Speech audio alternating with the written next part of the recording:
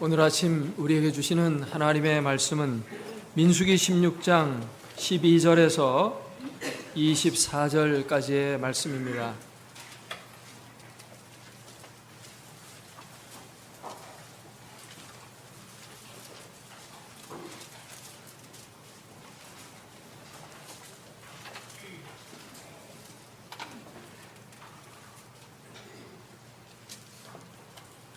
여러분과 제가 한 절씩 교독하겠습니다. 구약성경 222페이지입니다.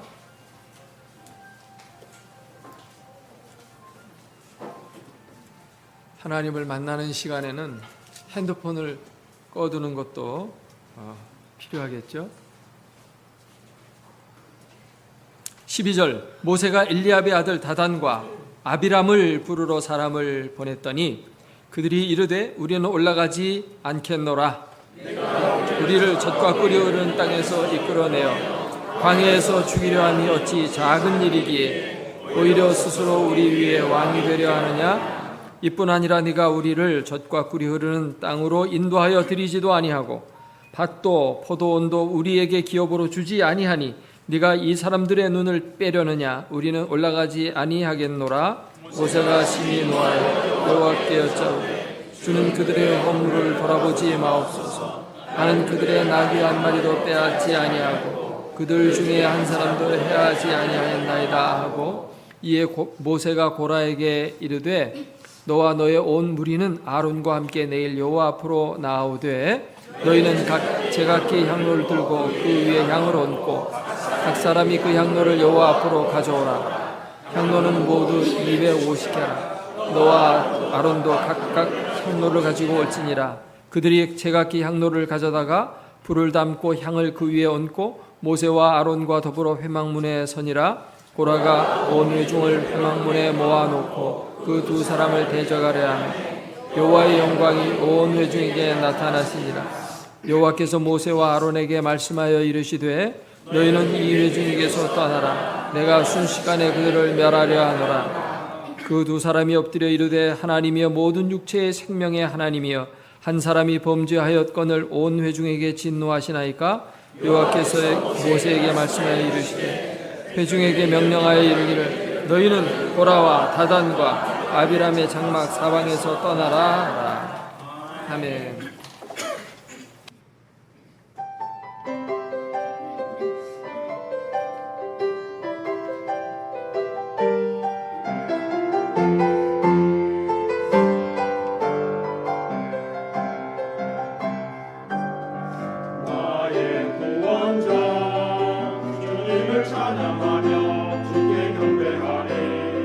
나의 구원자 주님을 찬양하며 주를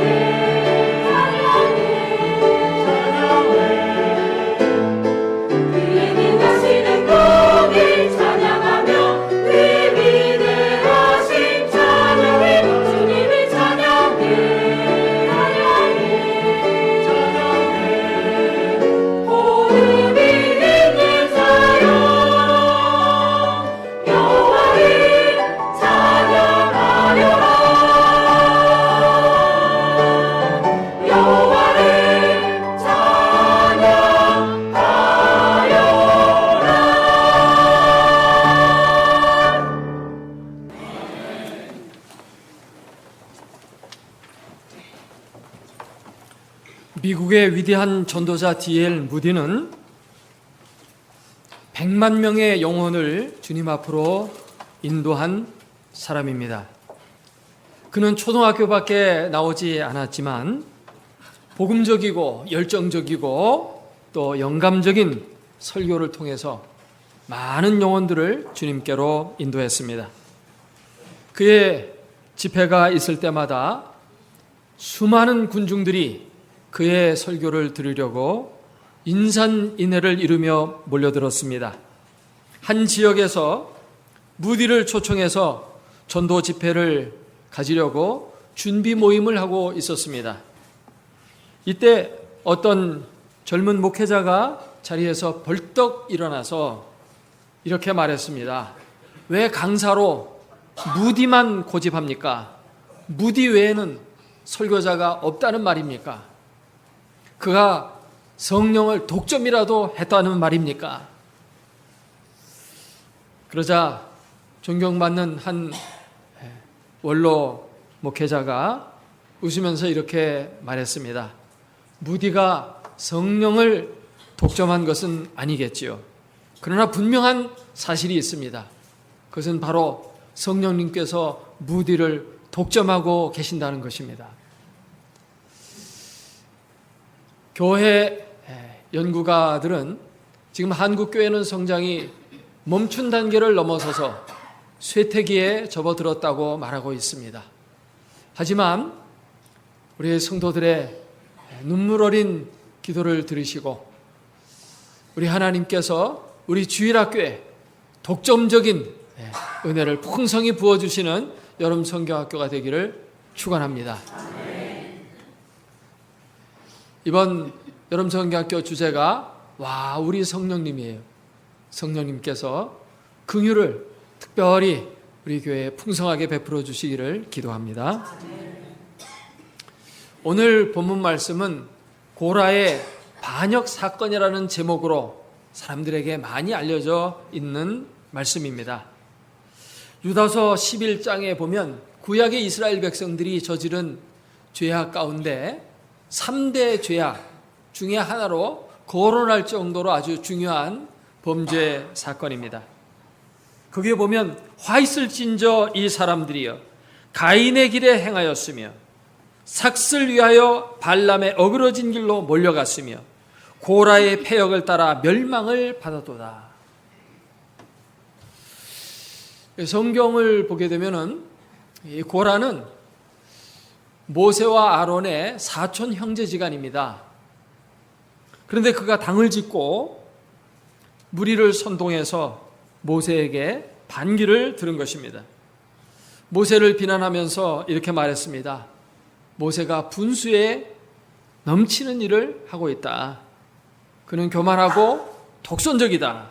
라고 말을 하면서 사람들을 끌어모았습니다. 그러나 사실 이 명분 뒤에 숨겨져 있는 그들의 본심은 무엇이냐면 현재 직분에 대한 불만입니다. 자기도 같은 레위 자손인데 성막에서 일만 했지 제사장은 못하고 또 대제사장 되고 싶은 꿈이 있는데 그것이 가로막혀 있는 거예요. 그것에 대한 불만을 얘기하면서 왜 나는 대제사장이 될 수 없느냐? 왜 우리 자손들은 제사장이 될 수가 없느냐? 그 얘기입니다. 그런데 하나님께서는 이들의 반역에 대해서 무서운 심판을 내리셨는데 이 16장 전체를 읽어보면 세 차례에 걸쳐서 하나님의 준엄한 심판이 있었습니다. 하나는 지진이 일어나 사람들을 삼켰고 또 하나는 여호와의 불이 나와서 그들을 태워 죽였고 또 한 번은 연병이 이스라엘 회중 가운데 임해서 수만 명이 죽어가는 엄청난 하나님의 형벌을 받게 되었습니다. 저는 목회 20여 년 동안 하면서 이 본문을 가지고 설교한 적이 없습니다. 또 많은 목회자들도 이 본문을 가지고 설교하기를 굉장히 꺼려해요. 왜 그러냐 하면 이 본문을 통해서 성도들이 목사 말 잘 들으라고 하는구나. 목사에게 대들지 말라는 뜻이로구나, 이런 생각을 가지고 마음문을 닫아버리기 때문에 이 본문 가지고 설교하는 것이 매우 조심스럽기 때문입니다. 그런데 저는 하나님께서 특별한 지시가 없는 이상 계속해서 성경 전체를 좀 골고루 설교를 해야겠다는 마음을 가지고 큐티 본문을 따라서 계속 설교를 하고 있습니다. 그러다 보니까 오늘 본문이 마침 딱 걸렸어요. 그래서 이걸 어떻게 설교를 해야 되나 고민하면서 본문을 계속해서 매일마다 여러 차례씩 읽었습니다. 읽다 보니까 이 본문이 말하고자 하는 바는 목사한테 대들지 말라는 말씀이 아니에요. 그것은 겉으로 드러난 하나의 겉모습일 뿐이고 실제 이 사건의 본질은 그것과는 좀 다른 이야기입니다. 그래서 그 부분에 초점을 맞추어서 말씀을 전하려고 합니다. 하나님께서 왜 이 고라 일당에게 그렇게 무서운 심판을 내렸을까 하는 걸 생각하면서 우리가 하나님부터 복은 받을지언정 벌은 받지 않는 그러한 삶이 될 수 있기를 바랍니다. 이 민수기 16장에 기록되어진 고라 일당의 반역 사건은 두 지파가 연합하여 일으킨 사건이었습니다. 레위 지파의 고라와 루벤 지파의 다단과 아비람이라는 이 사람들이 주독이 되어서 반역한 겁니다. 근데 이 두 지파는 어떻게 서로 연합하게 되었을까요? 그것은 쉽게 얘기하면 이들이 같은 동네에서 같이 살고 있었기 때문입니다. 이스라엘 백성들이 광야를 행진할 때 마치 동심원처럼 중앙에는 하나님의 성막이 있었고 그 주위에 레위 지파가 동서남북에 진을 치고 있었어요. 그리고 또 그 바깥쪽에는 12지파가 진을 치고 이렇게 광야를 행진하며 살았던 것이죠. 근데 이 루벤 지파와 고핫 자손은 어디에 있냐면 성막의 남쪽 지역에다가 진을 치고 있었습니다. 동쪽에는 아론과 모세 그 가족들이 있었고 그 다음에 남쪽에는 고핫 자손, 또 그 다음에 이제 게르손, 또 무라리 족속들이 이렇게 동서남북에 있었거든요. 그때 남쪽에 고핫 자손들이 있었고 그 가운데 고라가 있었던 것입니다.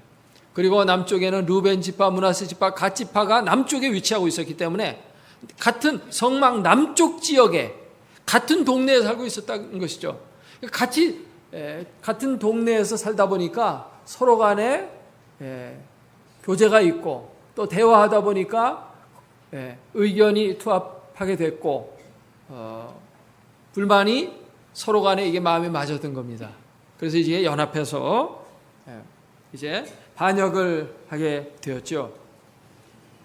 고라 일당의 반역의 핵심은 뭐냐 하면 나도 대제사장이 되고 싶다는 것입니다. 대제사장은 구약에 보면 왕과 같은 복장을 입어요.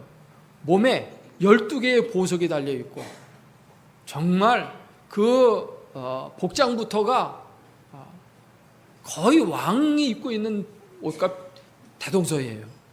그러니까 얼마나 멋있습니까? 그리고 지성소까지 대제사장만 딱 한 명만 들어갈 수 있어요. 근데 왜 그거를 갖다가 레위 지파가 공유하면서 돌아가면서 하지 왜 아론만 독점하느냐? 우리도 그거 하고 싶다는 겁니다.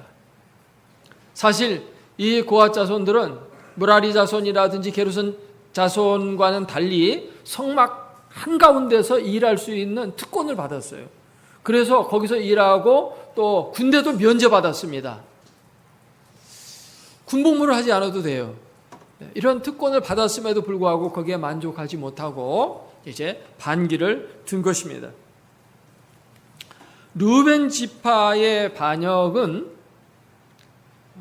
거기에는 관심이 없어요. 직분과는 상관이 없고 좀 경제적인 어떤 불만 때문에 반역을 일으킨 겁니다. 그게 오늘 읽은 말씀 가운데 잘 나타나 있습니다. 여기 다단과 아비람이 뭐라고 얘기하느냐 하니까 13절에 네가는 모세입니다. 모세가 우리를 젖과 꿀이 흐르는 땅에서 이끌어내어. 어디서 이끌어냈다고요? 젖과 꿀이 흐르는 땅에서 이끌어냈다. 이집트에서 나온 거를 젖과 꿀이 흐르는 땅에서 나온 거라고 그래요. 사실 이 말이 100% 틀린 말은 아닙니다. 이집트는 나일강이 흐르면서 거기에는 오곡백과가 무르익는 젖과 꿀이 흐르는 땅은 맞아요. 그러나 이스라엘 백성들은 그곳에서 뭐 했습니까? 노예살이를 했어요. 너무 힘들어가지고 하나님 앞에 부르짖어 기도했습니다. 하나님, 여기서 도저히 못 살겠으니까 우리를 구원해달라고 하나님 앞에 울부짖었다고 출애굽기에 보면 나와요. 그러니까 이들이 하는 말이 지금 맞지가 않는 것입니다. 그것이 젖과 꿀이 흐르는 땅이었다면 거기서 왜 구해달라고, 여기서 제발 나가게 해달라고 그렇게 기도했습니까? 그냥 거기서 젖과 꿀을 먹으면서 살면 되지. 또 여기 13절 하반부에 보니까 광야에서 죽이려 함이 어찌 작은 일이기에. 언제 모세가 이스라엘 백성들을 광야에서 죽이려고 했습니까? 그들을 약속의 가나안 땅으로 인도하려고 했지. 또 오히려 스스로 우리 위에 왕이 되려 하느냐. 모세는 그들을 위해 스스로 왕이 되려고 한 적도 없고 스스로 지도자 되려고 한 적조차도 없습니다. 그는 왕에 관심이 없는 사람이었어요. 근데 하나님이 강제로 그를 이끌어가지고 이스라엘의 영도자로 삼은 것뿐입니다. 왕 삼은 게 아니에요. 인도하는 것만 모세가 해야 될 일이었어요. 출애굽시켜서 가나안 땅에 집어넣는 그것까지만 하는 일하고는 그 다음은 그 직분은 끝나는 거지. 그가 가나안 땅에 들어가서 이제 나라를 세워가지고 거기서 왕노릇 하려고 하는 그런 마음이 전혀 없었습니다. 모세는 하나님의 그 사명을 받을 때 못하겠습니다. 여러 차례 나는 못합니다. 나는 능력도 없습니다. 나는 입술이 둔합니다. 계속해서 못한다고 했어요. 안 하려고 했는데 하나님이 억지로 내가 너와 함께 하는데 무슨 소리냐 하면서 그의 코를 꿰어가지고 끌고 가서 어쩔 수 없이 했지. 스스로 우리 위에 왕이 되려느냐? 아니거든요. 또 14절에 이뿐 아니라 네가 우리를 젖과 꿀이 흐르는 땅으로 인도하여 들이지도 아니하고 밭도 포도원도 우리에게 주지 않았다는 것입니다. 아니죠, 이것도. 가데스바네에서 들어가라. 하나님이 이제 저 땅을 주신다. 들어가라니까 그들이 가서 정탐 메고 와간 다음에 우리는 못 들어가겠습니다. 자기들이 안 들어간다고 했지. 언제 모세가 들어가지 않도록 광야에서 계속 그들을 끌고 다녔습니까? 또 네가 이 사람들의 눈을 빼려느냐? 언제 모세가 그 사람들 눈 빼려고 그랬어요? 말도 안 되는 말을 계속 하는 것입니다. 사람이 불평불만하게 되면 말이 안 되는 말을 갖고 자꾸만 얘기를 해요. 교회에서도 시험 들잖아요. 시험 들면 얘기해보면 말도 안 되는 얘기를 계속 하는 거예요. 자기 생각만 얘기하는 겁니다. 근데 모든 어떤 사물이나 사건을 바라보는 데는 세 가지 시각이 있어요. 내가 보는 시각이 있고 남이 보는 시각이 있고 또 하나님이 보는 시각이 있어요. 이게 다 다릅니다. 그리고 내가 보는 시각이 내가 볼 때는 그게 맞을 수 있어요. 그러나 객관적으로 보면 100% 맞는 게 아닙니다. 다른 사람이 보는 것도 또 그 사람 나름대로 맞는 게 있거든요. 서로 비교해 보면 차이점이 나와요.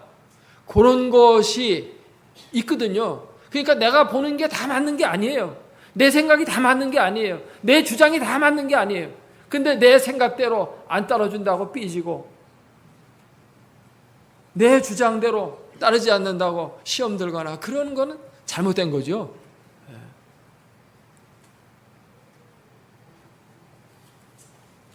이들은 말도 되지도 않는 말을 그냥 어거지 말을 갖다가 계속 갖다 붙이고 있습니다. 그런데 결국 전체적으로 이 사건들을 하나로 이렇게 집약시켜 보면 고라 일당의 반역이 핵심입니다. 그게 이 성경 본문의 중심이에요.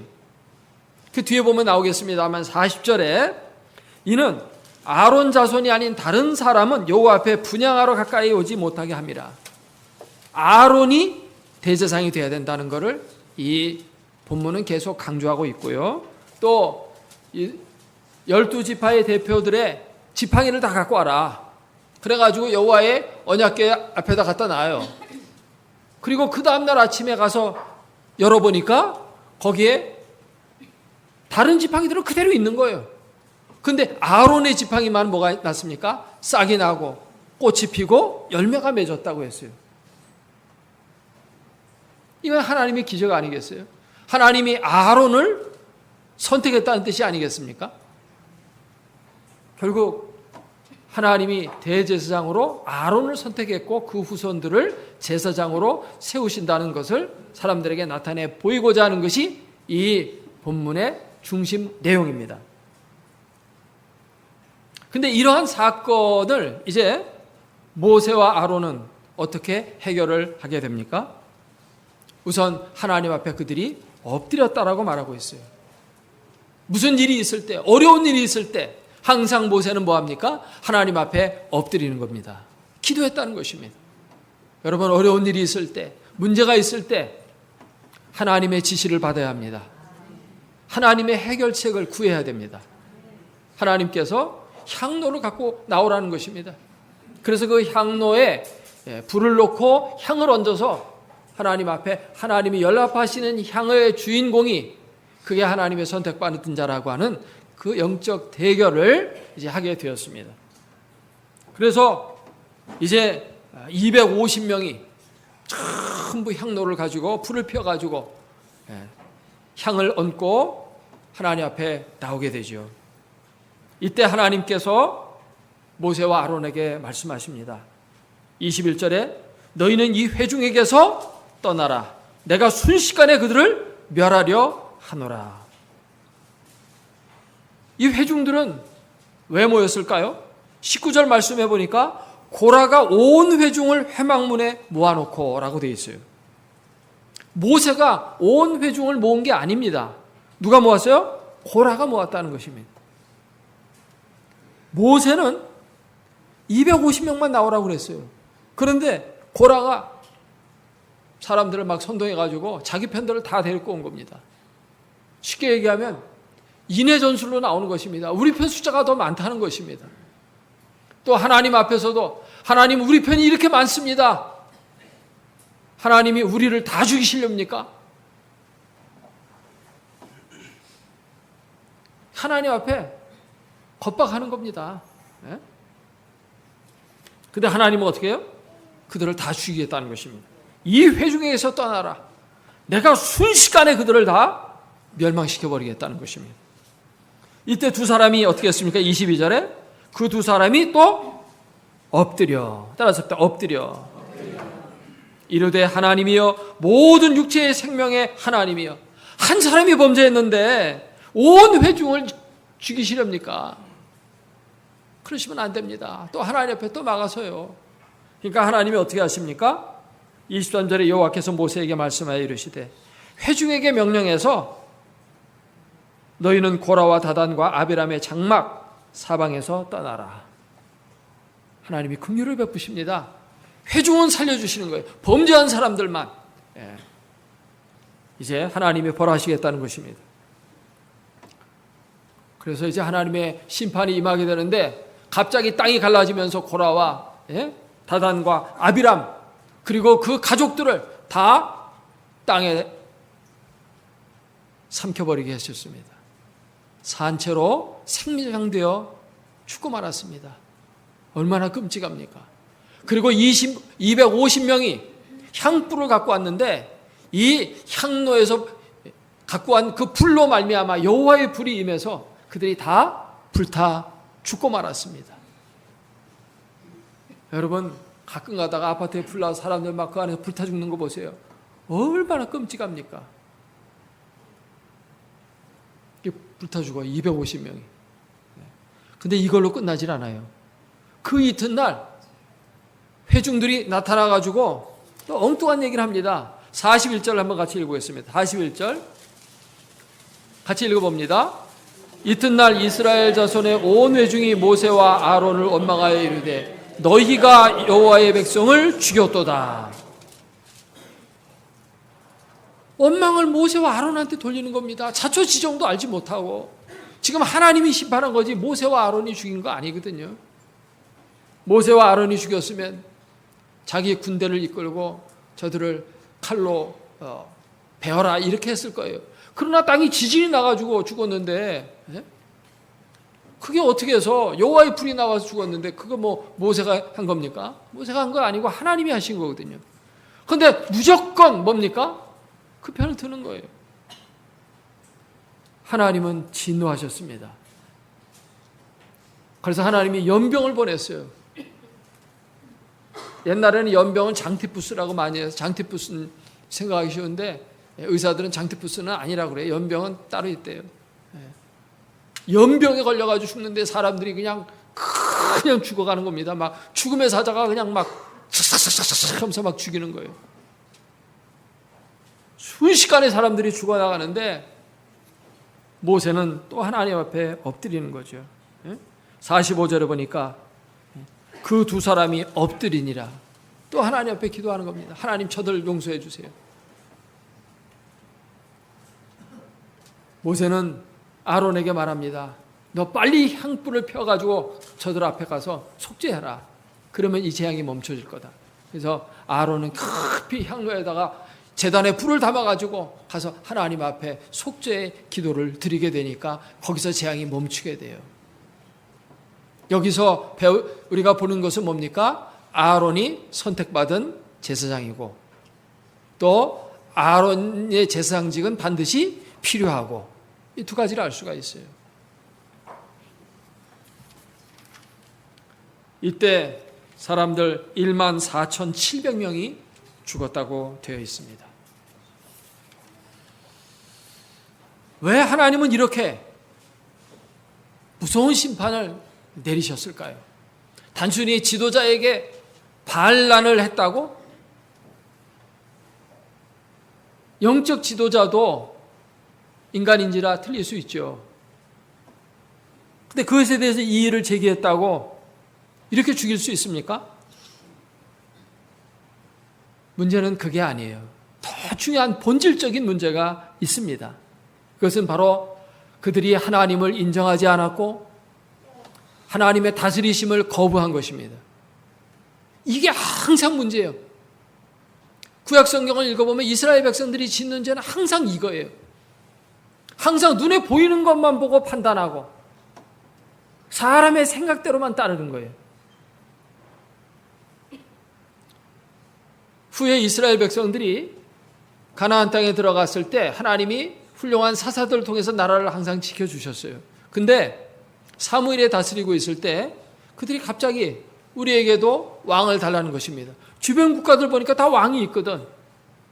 멋있어 보이거든. 그러니까 우리도 왕을 달라는 것입니다. 사무엘이 하나님 앞에 기도하니까 하나님이 하시는 말씀이 이 백성들이 너를 버린 것이 아니고 왕인 나를 버린 거다. 나를 왕의 자리에서 지금 쫓아내고 있는 거다. 이스라엘의 왕정제도는 하나님이 분노함으로 시작하게 하셨어요. 그리고 그 왕정제도는 진노함으로 폐지되었습니다. 항상 뭐냐면 환경만 보는 거예요. 눈에 보이는 것만 보는 거예요.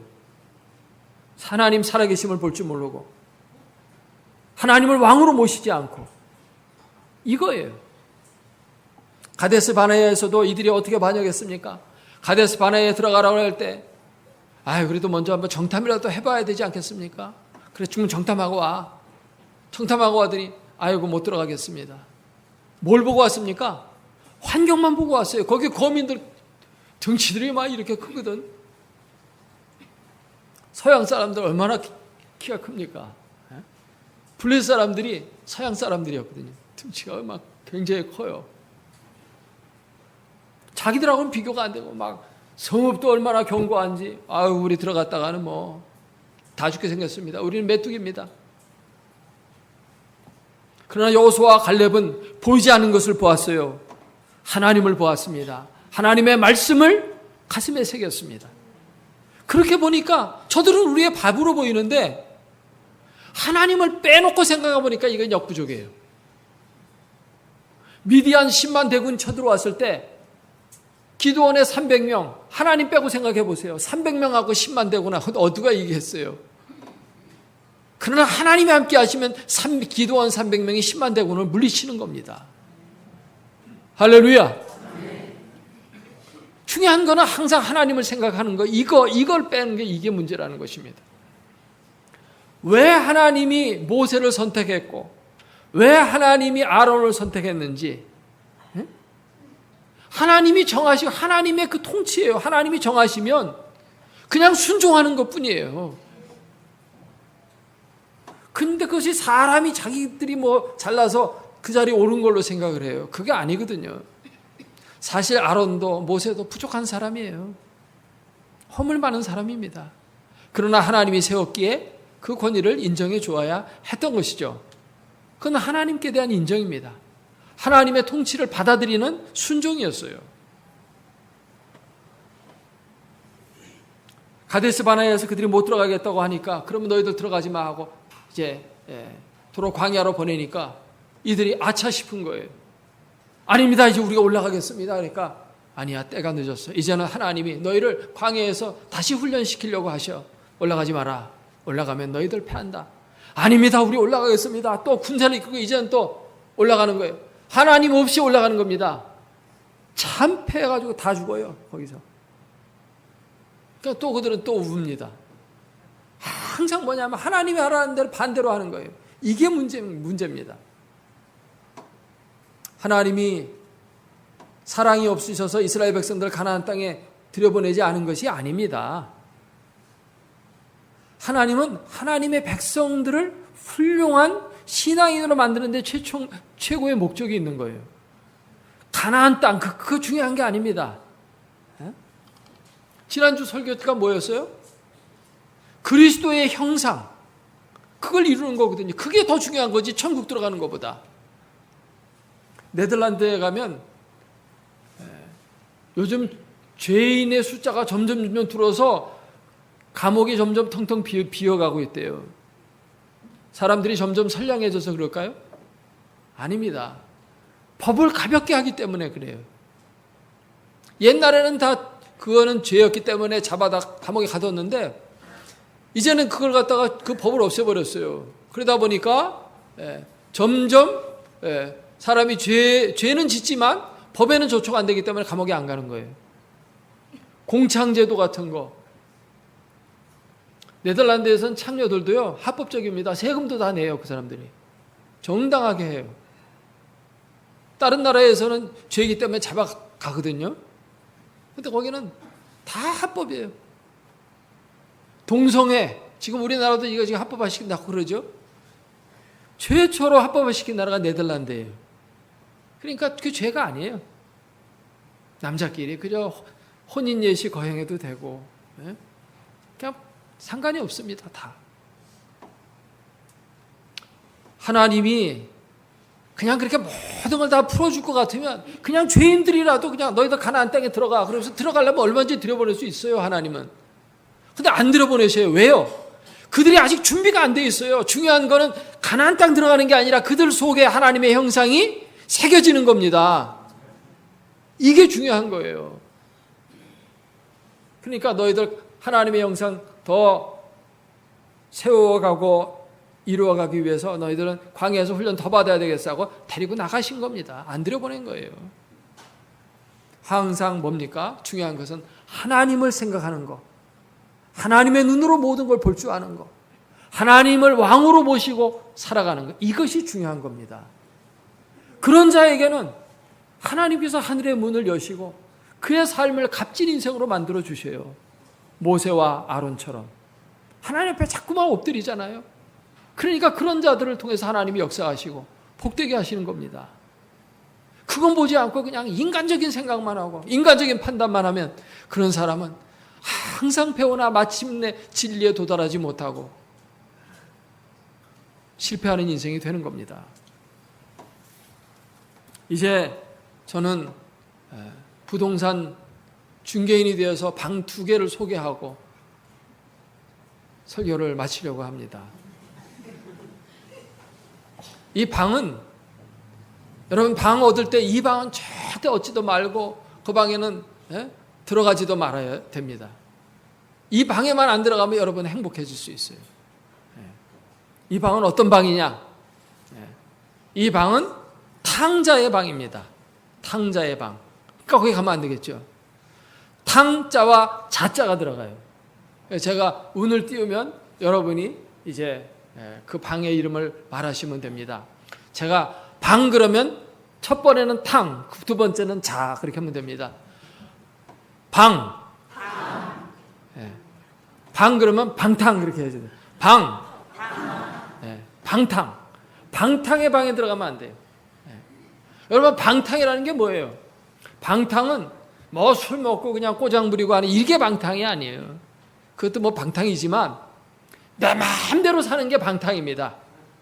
하나님은 우리를 지으실 때 하나님이 다 뜻이 있어서 우리를 이 땅에 생명 주어 보내신 줄로 믿습니다. 그 뜻을 알고 하나님 앞에 합당하게 믿음으로 반응하면서 살아야지 내 멋대로 사는 거, 그게 바로 방탕이에요. 그러면 인생 망치는 겁니다. 하나님의 뜻을 이루지 못하고 제가 내 욕심 따라서 살다 보면 뭐가 되는 것 같지만 되는 게 없어요. 두 번째 번째입니다. 방자. 방자의 방에 들어가면 안 돼요. 방자라는 건 뭡니까? 하나님이 우리의 왕이신데 오만방자하게 내가 왕이 되어서 살아가는 거, 내 멋대로 살아가는 거, 내가 판단하고 내가 생각하고 내 마음에 좋은 대로 내 인생 내 맘이야 하면서 살아가는 게 이게 바로 방자예요. 하나님의 왕입니다. 여러분 생명 누가 주었어요? 하나님이 주었습니다. 여러분의 것이라면 여러분 천년만년 여러분 마음대로 살지 왜 죽습니까? 하나님 불러가면 죽는 겁니다. 우리의 인간의 생명이 하나님께 달려 있어요. 하나님이 주인입니다. 그렇기 때문에 주인은 말을 들으면 살아야 돼요. 하나님이 우리의 인생의 왕이세요. 근데 하나님을 왕으로 모시지 않고 내가 왕이 되어 사는 삶이 방자의 삶이에요. 방탕과 방자의 삶만 살지 않으면, 그 방에만 들어가지 않으면 여러분 인생은 행복해질 수 있어요. 하나님이 기뻐하시는 아름다운 삶을 살 수 있고 하나님이 친히 함께 하시고 거기에 능력을 부으시고 그 앞길에 시온의 대로를 열어주시는 복된 삶이 이루어지게 되는 겁니다. 근데 이 고라의 일당들은 어떻게 살았어요? 이 두 방에 들어갔어요. 그래서 실패한 겁니다. 이 고라 일당은 단순히 누구에게 반역했다 그 차원을 넘어서서 문제는 뭐냐면 하나님과의 관계가 잘못됐다는 것입니다. 하나님과 올바른 관계 맺는 것, 이것이 성경이 줄기차게 우리에게 교훈하고 있는 내용이에요. 성경은 언약의 책입니다. 언약의 내용이 뭐예요? 따라서 하겠습니다. 하나님은 우리의 하나님이 되시고 우리는 하나님의 백성이 되는 것이다. 그게 언약이에요. 하나님을 우리의 하나님으로 모시고 그 하나님의 뜻대로 사는 거, 그게 언약의 내용이에요. 그게 성경 전체의 내용이에요. 근데 이스라엘 백성들이 계속 그걸 거부하는 겁니다. 하나님을 항상 빼놓고 생각해요. 이게 실패의 원인이 되는 겁니다. 이걸 잘 아시고 여러분은 승리하시기를 주의 이름으로 축복합니다. 기도하겠습니다. 오늘 주신 말씀 생각하며 통성으로 기도하겠습니다.